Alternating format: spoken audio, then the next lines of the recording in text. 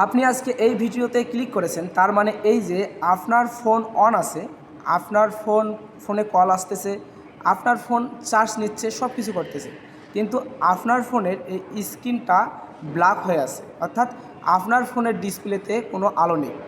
তো আজকে আমি এই ভিডিওতে জানাবো যে কী কারণে এটা হয় আর এর সমাধানটা কী। তো তার আগে আপনারা যদি আমার এই ইউটিউব চ্যানেলে নতুন হয়ে থাকেন, অবশ্যই আমার চ্যানেলটি সাবস্ক্রাইব করে দেবেন। তো চলুন মূল ভিডিওতে চলে যাই। আমি কিছুক্ষণ আগেই ফোনটি চালাইলাম বা কিছুক্ষণ আগেই ফোনটি স্ক্রল করে রেখে দিলাম। কিছুক্ষণ পর আমি যখন ফোনটা হাতে নিলাম তখন দেখতে পেলাম যে ফোনের ডিসপ্লেতে আলো আসতেছে না। আমি ফিঙ্গার দিলে সেটা ভাইব্রেট করতেছে, বা আমার ফোনে কল আসতেছে, আমি চার্জ দিলে চার্জ নিচ্ছে, ভাইব্রেট করতেছে। তো সব কিছুই চলমান আছে, কিন্তু হচ্ছে আমার ফোনের ডিসপ্লেতে আলো নেই। এটা ভয়ের কিছু নেই। আপনারা অনেকে মনে করতে পারেন যে আপনার ফোনের মনে হয় ডিসপ্লেটা চলে গেল, বা আপনারা সার্ভিসিং করাতে চাচ্ছেন বা মেকারের কাছে নিয়ে যেতে চাচ্ছেন। তো আমি সাজেস্ট করব যে আপনারা একটু অপেক্ষা করুন, ফোনটাকে একটু লোড নিতে দেন। হয়তো বা 1-2 দিন সময় লাগতে পারে, সর্বোচ্চ 1-2 দিন বা 24 ঘন্টা আপনি ফোনটাকে একটু রেস্টে রাখেন, দেখবেন যে অটোমেটিক ঠিক হয়ে যাবে। অথবা আপনারা ফোনটাকে রিসেট দিতে পারেন। তো আমার যে ফোনটা, এটা হচ্ছে Realme C75।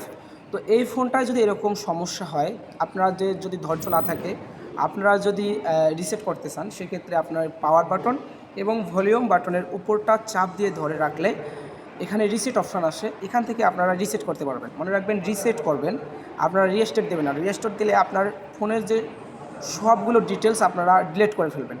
রিসেট দিতে গেলে অবশ্যই পাওয়ার বাটন এবং ভলিউম বাটনের উপরটা চেপে ধরে থাকলে রিসেট হয়ে যাবে। এবং যদি কেউ রিস্টার্ট দিতে চান, তাহলে পাওয়ার বাটন এবং ভলিউম বাটনের নিচে চাপ দিলে রিস্টার্ট হয়ে যাবে। তো যদি আমি রিসেট করি, আমার ফোনের হচ্ছে যে ডিটেলসগুলো বা ডাটাগুলো সেগুলো চলে যাবে না, আর রিস্টার্ট দিলে চলে যাবে। তো আমরা রিসেট করে নিয়ে এই সমস্যাটা সমাধান করতে পারি, অথবা আমরা অপেক্ষা করতে পারি। খামোখায় আমরা সার্ভিসিংয়ের দোকানে বা মেকারের দোকানে গিয়ে আমাদের ভালো ফোনটাকে নষ্ট না করে একটু ধৈর্য ধরে থাকলে আমাদের সমস্যাটা সমাধান হবে। অনেক সময় এটা হতে পারে বা হয়ে যায়, এরকম সমস্যা অ্যাভেলেবেল এখন হচ্ছে।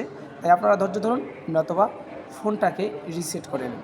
আমার এই Realme C75 এই ফোনটা এরকম সমস্যা হয়েছিল, ঠিক এভাবেই রিসেট করেই আমি এই সমস্যাটা সমাধান করেছি।